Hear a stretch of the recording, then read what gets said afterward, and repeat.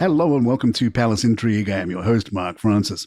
The Prince and Princess of Wales faced an unexpected travel hiccup as they made their way to Wales ahead of St. David's Day, with their journey disrupted by severe weather.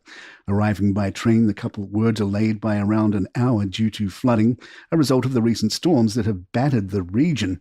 Despite the setback, William and Kate arrived in Pontypridd, where they received a warm welcome from the local community.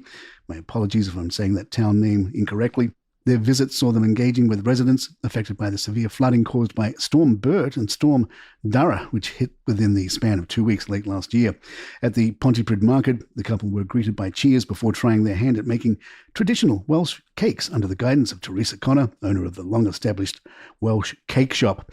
As they rolled out the dough, William joked, "You'll have to sell these for half price." Their engagements also included a visit to the market's Fountain Cafe, where they spoke with business owners about the impact of the floods, before heading to the Meadow Street Community Garden and Woodland to learn how volunteers have worked to restore the site in the storm's aftermath. Their visit comes just days before St. David's Day, the national celebration of Wales' patron saint. Kensington Palace was compelled to make a swift correction to a social media post regarding the Prince of Wales meeting with England's new men's football manager, Thomas Tuchel. My apologies, I'm saying that wrong. Prince William, in his capacity as president of the Football Association, welcomed Mr. Tuchel to Windsor Castle to discuss his vision for the national team. On Tuesday evening, Kensington Palace initially posted an image to the Prince shaking hands with Mr. Tuchel, captioned, "Great to meet new at England manager Thomas Tuchel for the first time today and hear about plans for the team." However, the post was quickly deleted and re-uploaded with a small but significant amendment, changing England manager to England men's manager. The correction reflects the distinction between Tuchel's role and that of Serena Wiegman, who manages England's women's team. While a minor oversight, the adjustment underscores the growing emphasis on recognising both the men's and women's teams equally within the national sporting landscape. The King and Queen brought a touch of royal charm and a good deal of laughter to an Indian restaurant in London as they tried their hands at serving curry ahead of Ramadan. During their visit to Darjeeling Express, a female-run eatery on Carnaby Street, the Queen wasted no time in getting stuck into the task, enthusiastically ladling steaming biryani into cardboard boxes. "Shall I have a try?" she asked, wielding a large spoon. "Do I just dig right into the bottom?" Checking her portions, she added with a chuckle, "They might still be a bit hungry after my portion." While Camilla took the lead, the King momentarily wandered off to chat with guests, prompting the Queen to call him back to duty. Spotting her husband missing in action, she waved her box and coughed loudly to get his attention. "We're waiting," she teased, before marching off to find him herself. When Charles finally joined her behind the counter, he appeared eager to contribute, inspecting the meal and asking, "Is it chicken and proper basmati rice?" As he took over serving, he praised his efforts, saying, "Fantastic, look at that." But when he tried to pass the task back to Camilla, she playfully refused. "I've done mine." The King was particularly pleased to hear that some of the curry would be sent to Buckingham Palace for him to try later. The royal couple also helped pack dates into paper bags, which will be distributed for iftar, the fast-breaking evening meal during Ramadan. As they worked at speed, the restaurant's founder, Azma Khan, was impressed. "I never realized this was such a speedy couple," she remarked. The King, ever quick-witted, responded with a grin, "We don't waste time, paid by results." A US judge has ruled that certain details from Prince Harry's visa application will remain sealed, despite ongoing legal efforts to scrutinize his immigration records.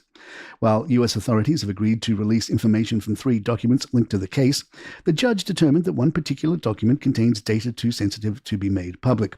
This ruling marks a notable development in the legal battle, spearheaded by the Heritage Foundation, over whether the Duke of Sussex fully disclosed his past drug use when applying for his US visa.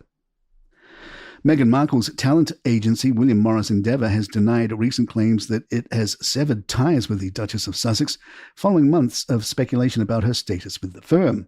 The high-profile agency, which represents Hollywood heavyweights such as Ben Affleck and Christian Bale, signed Meghan and her Archwell production label in 2023 to assist with film and television projects, brand partnerships, and broader business development. According to the Daily Mail, WME has confirmed that it remains in partnership with Meghan and Archwell, despite reports suggesting she had been let go due to being too demanding and challenging to work with. Rumours of a rift between Meghan and the agency gained traction last September when WME hosted an exclusive Emmy Awards after-party at the Waldorf Astoria. The event, held just days after The Hollywood Reporter dubbed Meghan Duchess difficult, saw no sign of the Duchess or Prince Harry, leading to questions about their standing with the agency. A senior Hollywood publicist at the time pointed to the fact that WME did not intervene to prevent the THR article from running, a move that would typically be expected of an agency protecting its higher-profile clients. WME, normally you would think, would have been threatening and denying access to other stars. Was this done here? They questioned.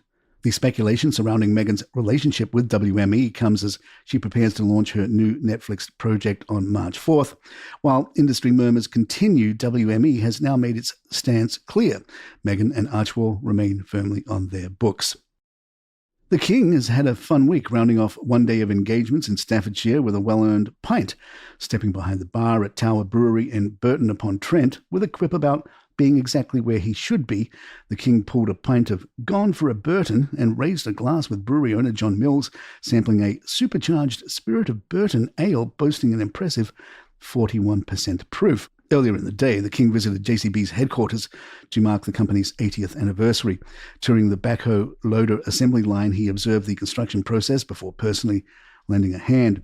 He met with employees, apprentices, and their families, including the Boot family, whose ties to JCB date back to 1949, and 100-year-old Ken Harrison, one of the original team members who helped build JCB's first backhoe loaders in 1953.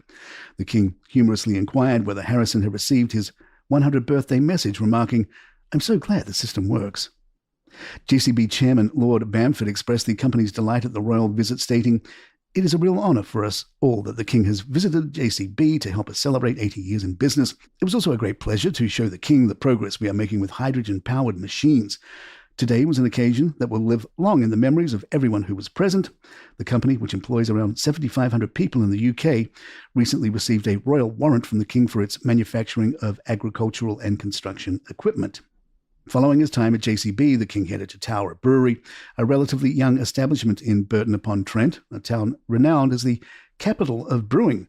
In addition to pulling pints and sampling ales, he opened the brewery's steam hatch, a gravity-fed system integral to the brewing process. Before departing, the King was presented with a selection of historically significant ales, including a 1902 King's Ale, originally brewed to commemorate King Edward VII's visit to Bass Brewers, and bottles of India Pale Ale, a beer deeply intertwined with Burton-upon-Trent's brewing legacy. It was, by all accounts, a fitting way for the monarch to end a day celebrating British craftsmanship, both industrial and liquid. And there you have it. If you'd like to email us, our address is thepalaceintrigue@gmail.com. Please follow us on Spotify, Apple, or the app of your choice, and leave us a review or 5 stars if you're enjoying the show.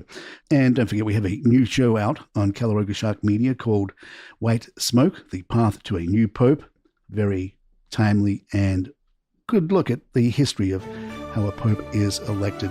Check it out wherever you get your podcasts. White Smoke. I'm Mark Francis. My thanks to John McDermott. This is Palace Intrigue, and good times.